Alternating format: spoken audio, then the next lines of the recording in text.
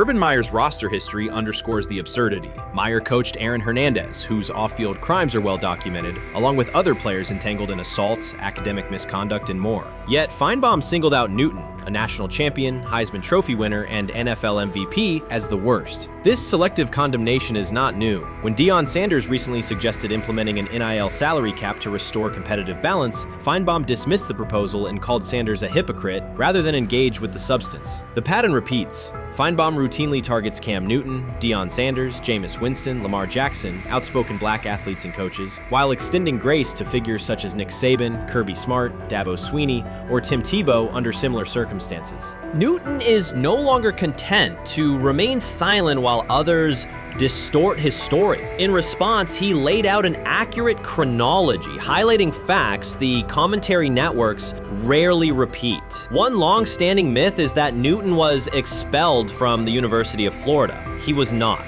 Tim Tebow held the starting job unchallenged, and Meyer had no intention of displacing his star. Like thousands of athletes each year, Newton transferred to find a place where he could play. The move was strategic, not disciplinary. He is, with 3-2-2-5-3-17 to transfer to and more back, Meyer was. Critics habitually resurrect the 2008 laptop incident to tarnish Newton's entire career. Newton has acknowledged the mistake, but its relevance is overstated. The incident did not prompt his transfer, nor did it derail his trajectory. After leaving Florida, Newton enrolled at Blinn College, a Texas JUCO powerhouse, and led the Buccaneers to a national championship while posting dominant statistics. That performance earned him the opportunity to transfer to Auburn. At Auburn, Newton produced one of the most extraordinary single seasons in collegiate history. More than 4,000 yards of total offense, 50 combined touchdowns, an SEC title, a national championship, and the Heisman Trophy. Achievement compressed into a single year under intense scrutiny. Even that landmark season is recast by Feinbaum as a cautionary tale.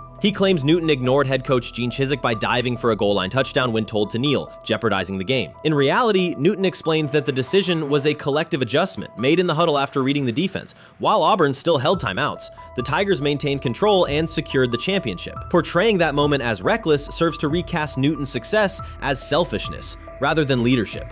Feinbaum's approach to Sanders reflects the same dynamic. When Sanders urged a structured NIL ceiling to protect athletes and stabilize rosters, Feinbaum immediately labeled him hypocritical. Yet when Saban or Swinney voice identical concerns, Feinbaum frames them as thoughtful guardians of the sport. The inconsistency reveals that the determining factor is not the argument but the identity of the speaker. Unapologetic black leaders who control their narratives, challenge entrenched hierarchies, and Feinbaum's commentary often functions as a check on that influence. Newton countered Feinbaum's latest attack with a concise statement. "You're lying, Paul. Please stop." Behind those words lay a broader indictment of the media machinery that weaponizes half-truths. By calling Newton the worst player Meyer coached, Feinbaum was seeding doubt among fans, front office evaluators, and future historians. Newton, now an established media presence and entrepreneur, no longer depends on traditional outlets to correct the record. He reminded audiences of three essential truths. He departed Florida on his own terms, he led Auburn with support from coaches and teammates, and he captured every major accolade available in college and professional football without conforming to prescribed expectations. An unspoken rule lingers in American sports discourse. Black athletes may excel, but must do so quietly, gratefully, and without highlighting systemic inequities. Newton broke that expectation early by celebrating with unreserved joy, answering questions candidly, and refusing to minimize his personality. For some commentators, that confidence is reinterpreted as arrogance. Feinbaum's repeated attempts to undermine Newton follow a familiar script of policing behavior rather than analyzing performance. Yet, legacy rests not in a pundit soundbite, but in tangible achievements and public memory.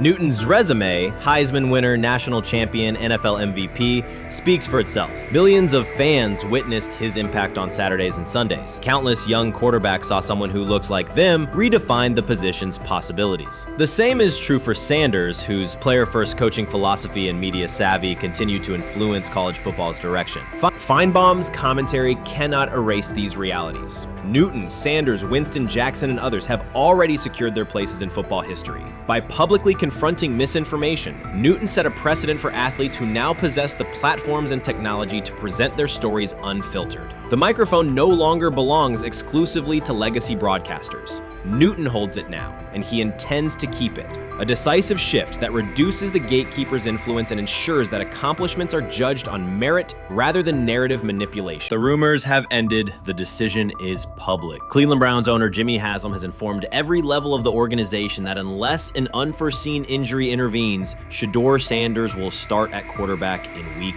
1. The announcement is not an informal suggestion or a quiet push in the background. It is a direct order. Multiple independent reports, amplified most visibly by Colin Cowherd, confirm that Haslam delivered the directive himself. From the owner's viewpoint, the logic is simple. No one else on the roster offers the same combination of talent, leadership, and long-term upside. Joe Flacco is approaching the twilight of his career. Kenny Pickett has shown flashes but remains inconsistent. Dylan Gabriel, taken in the 3rd round, is a developmental project. By contrast, Haslam believes Sanders can alter the franchise's trajectory immediately, and he refuses to allow internal hesitation to stall that possibility. The standoff traces back to April. General manager Andrew Berry and head coach Kevin Stefanski entered the draft wanting a low-profile prospect who would fit quietly into the existing depth chart. They prioritized scheme familiarity, modest public attention, and a clear developmental timeline. When the board lined up, they reached for Gabriel in round 3, reasoning that an early investment would justify keeping a rookie on ice behind the veterans. But Sanders continued to slide, first through day 2,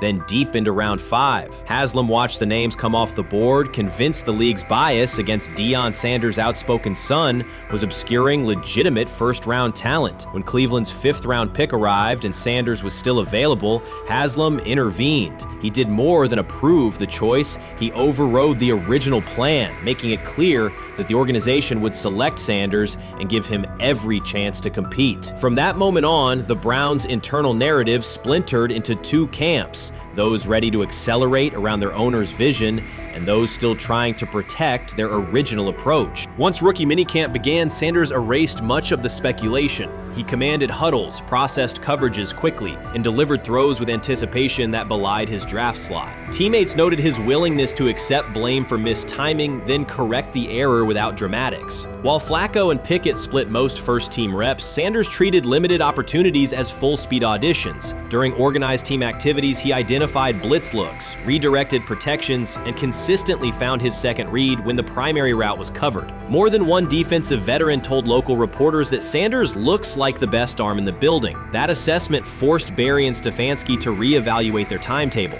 They could no longer label Sanders a long-term project without contradicting on-field evidence. Drafting Gabriel 2 rounds earlier had provided the staff an excuse to slow roll Sanders' ascent. Coaches could point to investment cost, meeting room familiarity, and installation comfort to justify Gabriel's snap share. Yet each practice rep in which Sanders outperformed the 3rd rounder weakened that shield. Behind closed doors, position coaches began requesting more Sanders film for cut-ups, and offensive assistants quietly shifted meeting questions toward concepts the rookie already executed well. By mid-June, Berry himself started describing Sanders not as a developmental asset, but as a competitive option. Those subtle linguistic changes signaled the front office's recognition that the narrative had moved beyond their control. Haslam's history with quarterbacks is well documented. His pushes for Johnny Manziel, Baker Mayfield, and Deshaun Watson were high-visibility swings, each driven in part by a desire to generate excitement as well as wins. Critics highlight those choices to question his evaluation track record, yet Haslam perceives Sanders differently. Where Manziel carried off-field concerns, Sanders brings a reputation for professionalism. Where Mayfield's leadership style divided veterans, Sanders' approach has united receivers and linemen. Where Watson's trade involved unprecedented controversy, Sanders arrived at minimal draft cost. Haslam sees a rare chance to capture star potential without mortgaging the future, and he is unwilling to cede that upside to cautious pacing. Cleveland's supporters, weary of revolving door quarterbacks, have rallied around Sanders with unexpected speed. Sales of customized Sanders number 2 jerseys surged within days of rookie minicamp. Training camp ticket requests spiked once local media circulated videos of Sanders making NFL-caliber anticipation throws during 7-on-7 periods. The mood in Northeast Ohio has changed from tentative hope to active belief.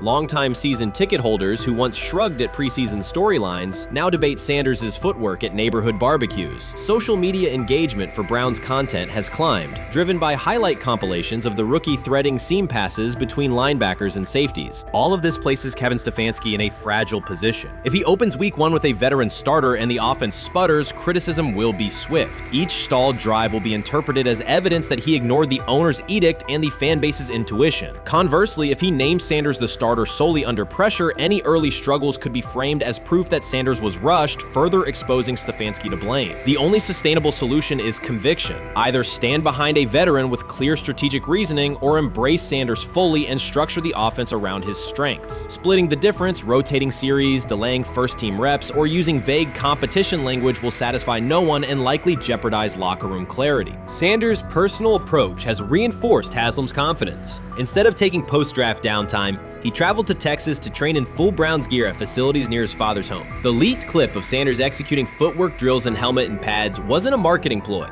It was a glimpse into a quarterback visualizing Week 1 live. Team personnel who viewed the footage recognized purposeful rehearsal, cadence calls, pocket movement against simulated pressure, and follow-through adjustments based on imagined rush lanes. Observers asked why a rookie would conduct such intense solo sessions in May. The answer is straightforward. Sanders does not view himself as a developmental pick. He considers himself the starting quarterback of the Cleveland Browns and prepares accordingly.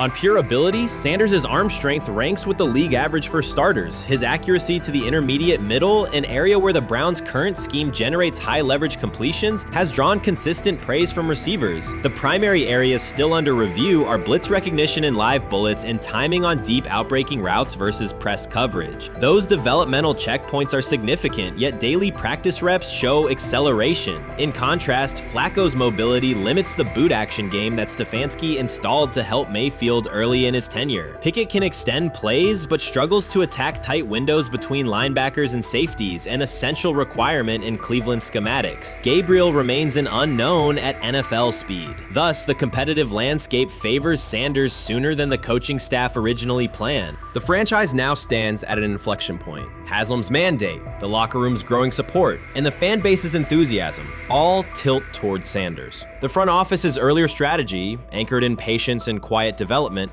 is increasingly untenable. Barry's shift in messaging indicates grudging alignment, but final authority over the depth chart rests with the coaching staff, unless ownership directly intervenes on game day decisions. A move rare, but not unprecedented in the NFL. Should Stefanski align with the owner and name Sanders the starter before preseason concludes, he can claim proactive vision and tailor the offense through training camp. Should he resist and open with a veteran who falters, he risks rapid loss of credibility and possibly his position. Either path carries pressure, but only one aligns with the momentum sweeping through the building. For 2 decades, the Browns have cycled quarterbacks without securing a stable star. Each new hope, whether draft pick or trade acquisition, has collapsed under injuries, inconsistency, or organizational disarray. The possibility that Sanders could finally anchor the position is not merely a football storyline. It is a potential cultural reset for a fan base defined by resilience. Haslam's insistence reflects that awareness. Cleveland needs a leader who can win on Sundays and project confidence every other day of the week. Sanders has shown he can shoulder expectations without retreating from scrutiny. That trait, more than arm talent alone, is why the owner views him as indispensable. Voluntary workouts transition to mandatory minicamp next week. If Sanders receives a substantial share of first-team snaps, observers will interpret it as the staff's acknowledgement that the competition is tilting decisively. A public declaration may not follow immediately, but every rep allocation is a signal. If, however, the staff continues funneling most top unit snaps to Flacco or Pickett, tension will escalate. Local media will question the evaluation process. National analysts will debate the merits of letting a rookie learn through live action versus controlled practice. Inside the facility, players will recognize any disconnect between performance and opportunity, and unity could fray. The Browns have reached a decisive moment. Shedeur Sanders has demonstrated the skill, poise, and work ethic to justify starting in Week 1. Jimmy Haslam has publicly positioned him as the future, and by implication the present of the franchise. Kevin Stefanski and Andrew Barry must either endorse that vision or brace for the consequences of delaying it. For Cleveland fans, the significance is clear. A legitimate chance to exit the cycle of quarterback uncertainty and rally behind a signal caller capable of commanding the field and galvanizing the city. Whether that opportunity is seized promptly or postponed will define the Browns' 2025 season and likely the tenure of the decision makers involved.